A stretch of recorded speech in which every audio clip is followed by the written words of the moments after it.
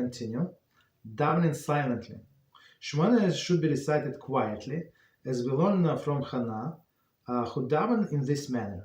However, one must be careful that the words not be merely scanned with the eyes. One must verbalize the words loudly enough to hear herself, but so softly that the person 4 amos from her would not be able to hear. Okay, so as I don't remember what we learned from Hannah, right? So Hannah, when the mother of Prophet Shmuel, when she was in when she went to what I think it was in Shiloh, wherever the temple was, and she was praying, right? She quietly, very quiet, only her lips were moving. Right, and Eli Kohen Gadol said, "Oh, why here? You drunken woman! You came here, you drank, and now you go to the house of Hashem. That's what you are." And she said, "No, my master, if I remember correctly, so my heart is broken. I don't have son and stuff like that." And he realized that he made a mistake, and he blessed her with a son. And Shmuel was born after that, the prophet Shmuel.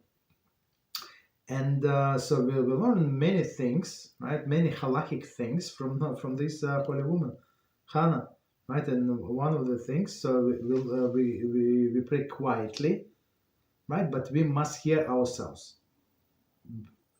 So it's right. We must hear ourselves, but people 4 amos. 4 amos is approximately 7 to 8 feet, something like that, right? So 7 to 8 feet in the metric system is less than 2 meters. Between 1.5 and 2 meters, I think. Okay, so so if a person standing there, he should now or she should not hear us. So on one hand, we have to hear ourselves, but other people should not hear us. So if there are other people, so if you are the only person in the room, so there are other people at a greater distance from you, so you can pray louder if you need to, if it's better for your concentration. Yeah, you have to you're allowed to pray louder. There is no problem. So but the problem is when people start reading with the eyes. That's not proper. Okay. Continue.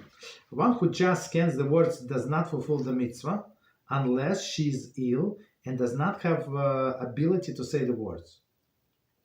So that it's actually Chachamim argue about this in Gemara. So according to one opinion, even if you read the words, or even if you thought the words, they were arguing about Shema.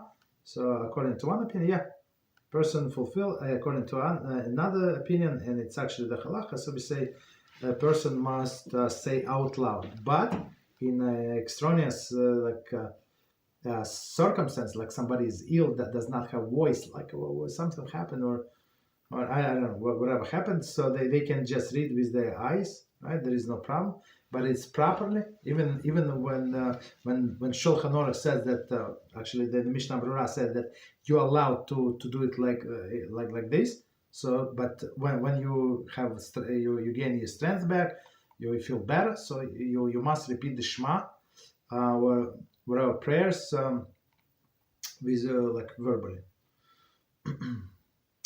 If the words were verbalized but were not heard by one davening, then he has fulfilled the mitzvah of b'diavad after the fact.